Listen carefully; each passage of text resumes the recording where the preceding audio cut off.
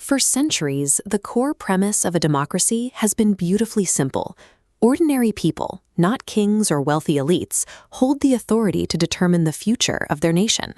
This responded to historical authoritarian systems, where absolute power was entirely concentrated in a single ruler, demanding loyalty from a uniform crowd.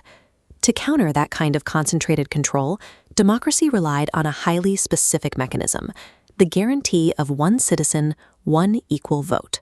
Regardless of status or wealth, their paper ballot carried the exact same weight as anyone else's. Yet, a system designed around equal individual power eventually evolved into an arena where merely competing for public attention requires billions of dollars. As modern nations grew, so did the cost of reaching voters. Running a successful national campaign today demands a massive influx of capital to fund continuous television advertisements, sophisticated digital media operations, and sprawling political staffs. The individual vote remains, but the process has transformed into a global industry where influence is the primary product and profit is a core driver. The sheer scale of a modern country presents a structural problem for any politician. Simply getting your message in front of millions of voters requires continuous, massive funding. This creates a strict dependency cycle. Candidates cannot survive an election cycle without leaning heavily on giant corporations, billionaires, and organized lobbying groups to supply the necessary capital. These wealthy donors treat this capital as an investment. By funding a successful campaign, they expect a return in the form of access, ensuring they can shape future laws and secure favorable government regulations once the candidate takes office. This visualization shows the real weight of that political capital. On one side, you have the theoretical influence of a single average worker's vote. On the other, you have a billion-dollar industry's capital aggressively tipping the scale in its favor. In this phase of the political economy, legislative power is actively purchased by the groups who can afford to fund the process.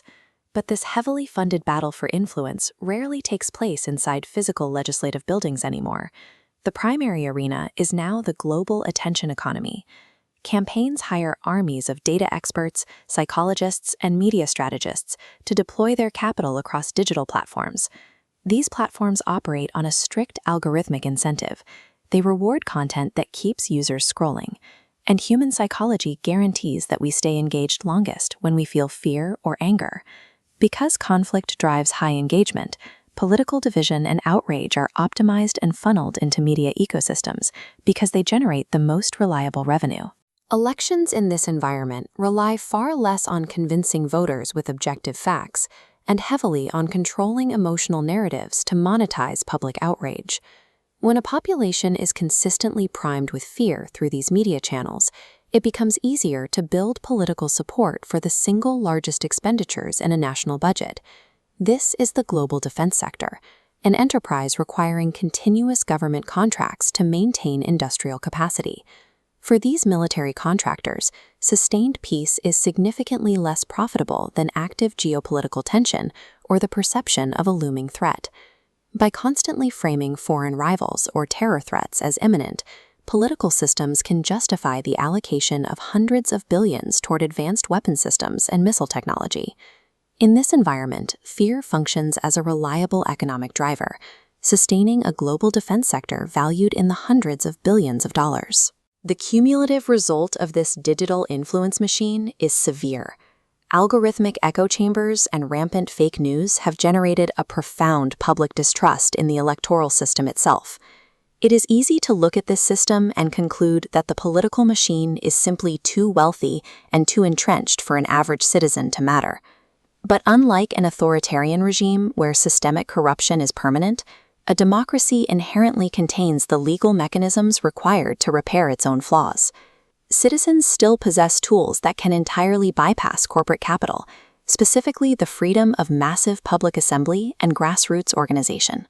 And independent journalism continues to act as a structural check on systemic power, investigating and exposing the corporate lobbying and media manipulation we've discussed.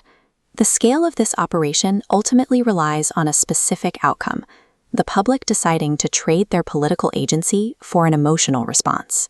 Profit and power will always try to infiltrate politics, but as long as the mechanisms of reform exist, The ultimate authority in a democracy always remains in the hands of the people.